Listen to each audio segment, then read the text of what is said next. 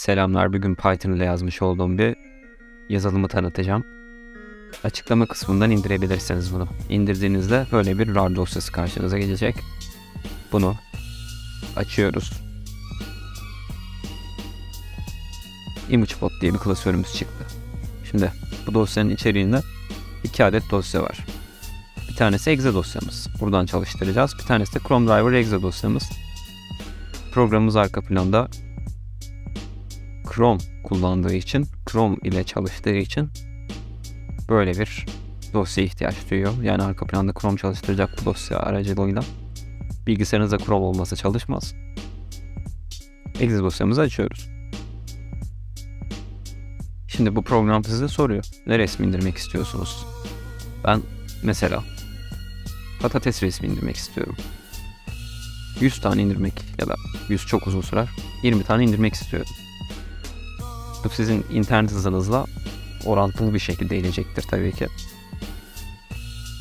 Program burada patates images diye bir şey oluşturuyor. Exe dosyasının bulunduğu dizini.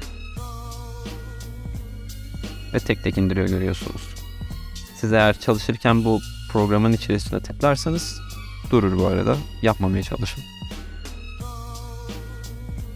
İnmesini bekleyelim. 13. indirdi, 14. indirdi. Burada yazıyor.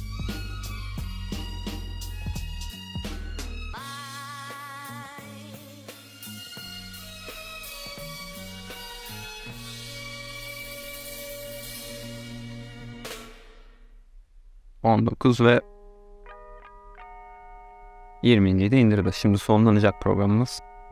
Evet, sonlandı gördüğünüz üzere. Girelim içerisine. Bize 20 adet patates resmini gördüğünüz üzere indirmiş. Ve bunların çözünürlükleri de görüyorsunuz. Gayet güzel.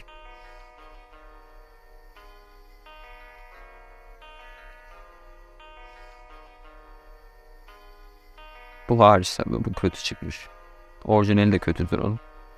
De nadiren de olsa böyle bozuk dosyalarda çıkabiliyor. Bilgi dosyasına bakalım. 20 tane patates resmi 47 saniyede indirilmiş. Gayet güzel bir süre.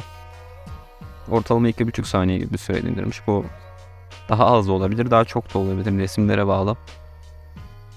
Eğer bir içerik üreticiyseniz ve çok resme ihtiyacınız varsa böyle bir program işinize yarayabilir.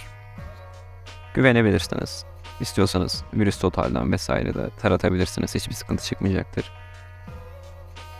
Hoşça kal.